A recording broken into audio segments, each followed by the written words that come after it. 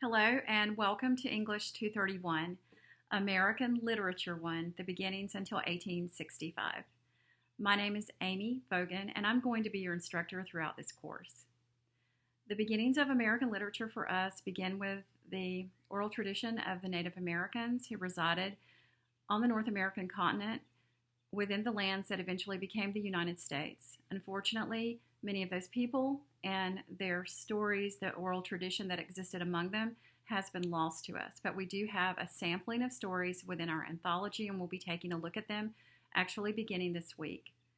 And so from the Native American peoples, American literature moves forward into the age of Western exploration, the age of discovery, the movement of groups of people that later became Americans across the continent. And it just continues all the way up into the Civil War. And of course, our course ends in 1865. That's a great deal of literature, and we cannot hope to cover it all in this course. So we're going to try to look at a diverse sampling of the literature that appears within that period.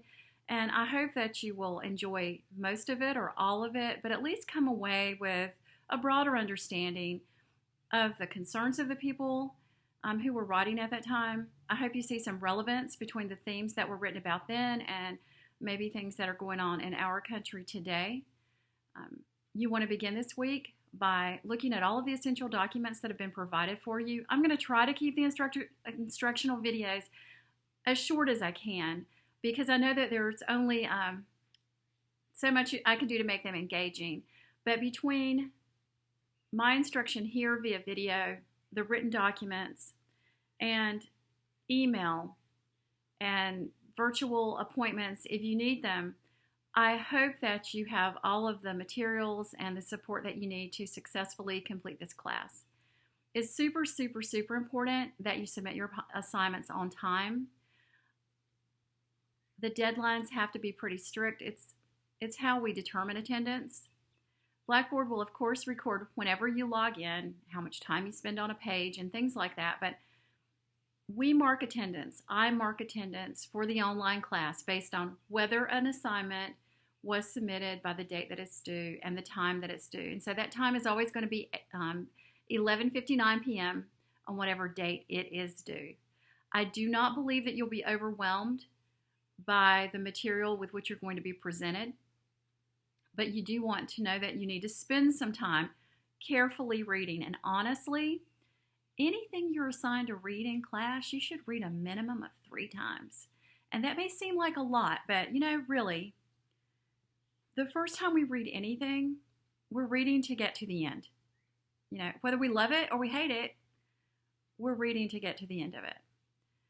It's in a second reading that we can pay attention to some subtleties of the text that may not have been apparent to us when we were just reading for the storyline. And in the third reading, you can really become adept at beginning to recognize what I and others sometimes refer to as the writer's craft. How did the ideas come together? We can pay attention to writer's style and characteristics of the writing. So try to read everything at least 3 times if you can. Set aside time for this class specifically and let me know far ahead of time as you can if you're having issues or problems with anything.